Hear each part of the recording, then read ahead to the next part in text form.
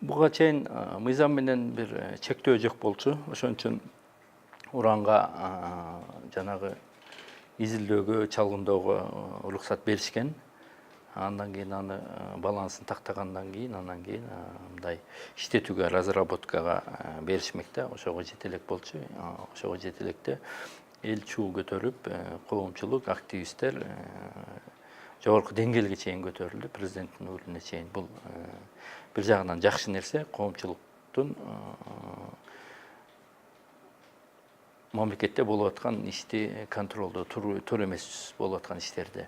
Эгерде биз мыйзам менен бекитип, мыйзам менен кабыл албасак, бул сөз бойдон калып калмак.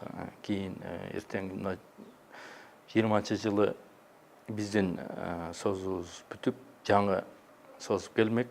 23-жылы президенттин срогу бүтүп, башка президент келмек. Ошол мезгилде кайрадан эле бул иштер улана бериши мүмкүн эле. Ошондуктан биз мыйзам менен өмүр бою токтотуп, бул ишке уранды Кыргызстанда мындай иштетүүгө эле эмес, бир унутуп салайлы деген маселени койдук да. Уран деген бул атыбыз коркунучтуу, бизге эч кандай пайда алып келбейт. Бул бизге зыян гана алып келиши мүмкүн.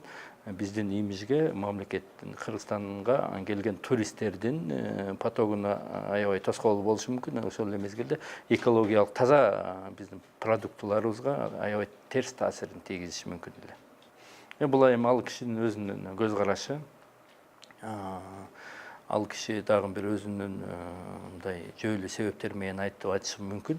Бирок бүгүн чыныгы мындай бүгүнкү жашоону караганыбызда урандын бизге кереги жок. Биз уранды иштетпейбиз.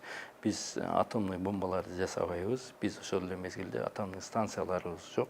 Бизден жасап алып кетип туруп сыртка гана алып кетиши мүмкүн. Сырттагылар эле пайдаланышы мүмкүн, пайдасын ошолор көрүшү мүмкүн. А бизге жалаң жана уран иштетип атат деген имидж калып калып, биздин экономикабызга тескери таасирин тийгизиши мүмкүн. Эми бир убактар келиши мүмкүн, 50 жылдан кийинби, 100 жылдан биздин кийинки муундарыбыз туура пайдалана турган деңгээлге жетишип калса, анда пайдаланышы мүмкүн.